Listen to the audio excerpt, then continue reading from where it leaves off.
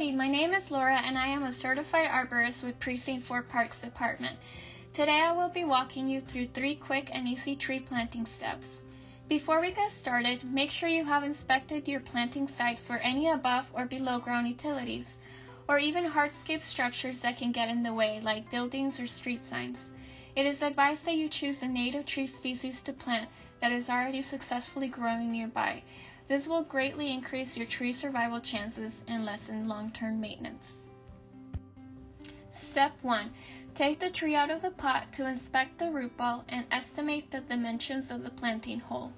While you are inspecting the root ball, check for circling roots which occur as a tree grows in a container with slick surfaces. You can use a hand pruner or easily quarter it with your shovel. This is all done to keep girdling roots from choking out the tree and encourage outward growth. Another thing you need to check for is the roots flaring out from the trunk on the surface of the root ball. We call this the root collar, and it is typically a thicker and woodier root which should not be buried during the planting process. It is common for containerized trees to have buried root collars. Measure the hole depth here at the root collar, which should be 1.5 times the length of the root ball. For the width of the hole, measure twice as wide as the root ball. As you start digging, begin by removing the surface sod, which competes with tree roots. Step 2. Place the tree in the hole and water the root ball thoroughly before beginning to fill the hole with the backfill. While you are filling the hole with the native soil, make sure the trunk remains straight to prevent planting a crooked tree. You can also keep an eye on that root collar to make sure that it doesn't get buried. Adjust the hole as needed. Remember that your hole should be wider than it is deep. Step 3. Water your tree once again from the outside to the inner edges, then mulch in the shape of a donut ring up to 4 inches thick. Keep in mind that mulch has a tendency to wick and is mostly used for nutrients, keeping that area cool, or preventing compacted soil from foot traffic. Be cognizant of the root collar while you are mulching, as piling mulch up against the trunk will attract decay and critters. In regards to staking, you should only do so if necessary.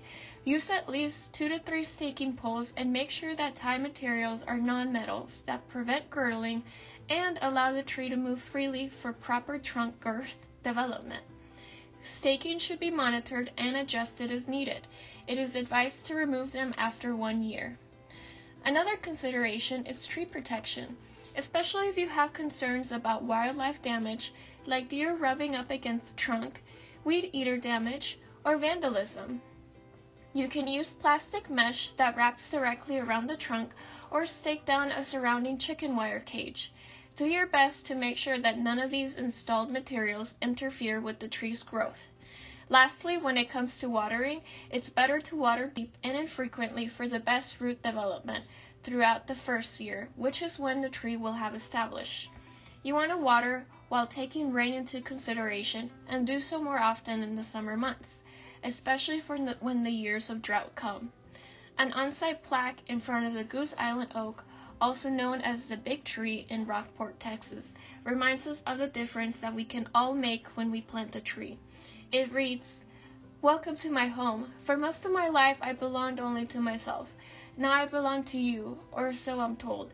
Some years ago someone came and patched my cracks, trimmed my dead branches, killed my pests, and healed my fungus rots. Was that you? I'm feeling much better. Thank you. Please leave my home as you found it. The seasons are changing and I must get ready." Thank you for joining me in learning how to properly plant a tree. Please feel free to reach out to me online if you have any questions.